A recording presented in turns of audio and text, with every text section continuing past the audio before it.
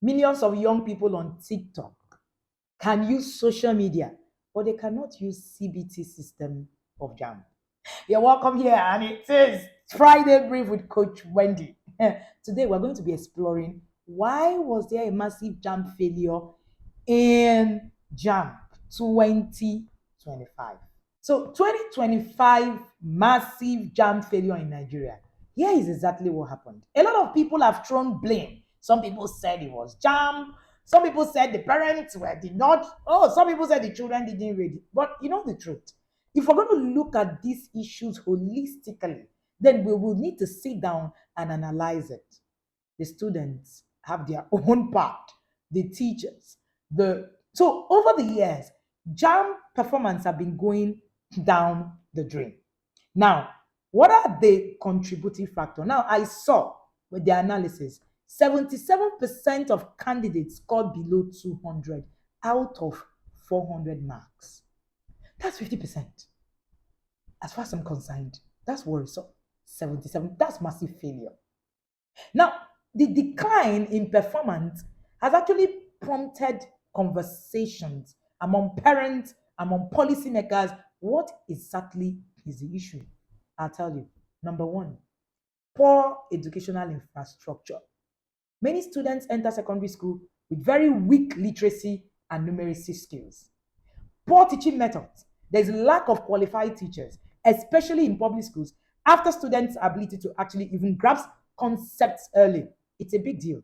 There's also inconsistent educational policies, inadequate teachers' training, insufficient learning resources, and this has collectively, worked and made the quality of our education lower. So these children are actually ill prepared for standardized examinations. Unfortunately, we must put that. And who is to blame? The government will need to come in on this. Number two is inadequate preparation. Hmm. There have been this thing about children relying on how they are going to get into Miracle Center. You know what I'm talking about. So students rely on EXPO, exam malpractice, miracle centers. So they don't really master the syllabus. They don't really sit to really read. Many of them cram past questions without understanding the underlying principles. So the questions get twisted, updated, they fail. Of course, the students are there. And then there is also economic hardship. Believe it or not, it is a thing. The conditions that we have actually adversely affected students' academic focus. Many children from low income families, especially, are compelled to contribute to household incomes. The study time is limited, access to educational materials are limited.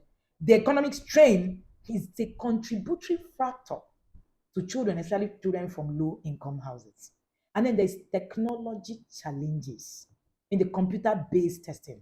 It's very interesting that we have social media savvy children, but we don't have actually computer savvy children. Because we're raising children who are dancing on TikTok and cannot use the system. I've seen that over and again. Children who can do all sorts of things on TikTok, on social media, on Instagram, but simple creation of PowerPoint, they can't do. So they can't navigate their system. So when people tell me, I want my children to be tech savvy, what they mean is that I want my children to know how to be on social media. But social media is a tiny fraction of tech. So that your child is on social media doesn't mean that they are tech savvy. For instance, I have my children, the twins started to use technology as far back as 5 years old. So when we say don't put your children on the screen, we don't mean that you should not allow them or don't put your children on social media. We didn't mean that you should not allow them to learn tech. Learning tech is important. But what exactly are they learning? So by 6, they could create PowerPoints, they could do all of those, and they can navigate the system of the computer. So, but they're not on social media and they are 15. But most of these children who wrote Jamb were all on social media. So it goes two ways. The Jamb is CBT, that's computer-based test. Many children lack computer literacy. You're saying that, oh, but in this time, a lot of children are on social media. Social media is not tech literacy. Now, there's the other part. There are poorly equipped centers. There were system glitches. There were slow computers. Of course, there was network failure, as usual. And then there was also power outages in some places. These things led to low scores and inability to complete exams. And then there is another one. Let's keep going. There is a digital distraction and social media influence. We cannot even take it away from the people that we are raising that that's a thing. There is the pervasive use of social media platform like TikTok. It's been a distraction for students. It started diverting their attention from there to academic pursuit. After all, Pele can make millions, right? Streaming live online. So the children are like, well, how did they say it? School is scam. So of course, let us run around social media and just know how it is that we're going to make it. And of course, that is one of our biggest problems. So there's the allure of content creation, online engagement, and in many cases, sometimes supersedes the importance of diligent study habits. And discipline has become a thing. There's now increased screen time. There's social media addiction. There's lack of structure. You wake up in the morning, a child just carries a smartphone and they press their smartphone from morning to night. At what time do they read? So it's a thing. It's a thing. Another reason this also happened is the sudden change in exam pattern. Reports also indicate that Jamb modified their questions, the format. So they introduced more analytical and critical thinking questions. They were moving away from rote memorization. The schools we need to take note of this. Many candidates were not trained to think critically. So they panicked, they were confused, and that was it. Most schools do rote memorization.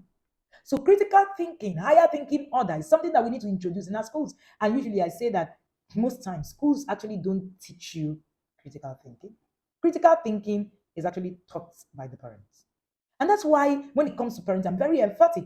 And I keep saying that parenting is a core. You can't take it away from the success of your child. So the parents who were very big on teaching their children how to survive life, their children will probably be able to actually decipher, you know. And then there was also curriculum disconnect. What was taught in the school, wasn't aligning. So of course, there's a curriculum because state level education standards vary widely.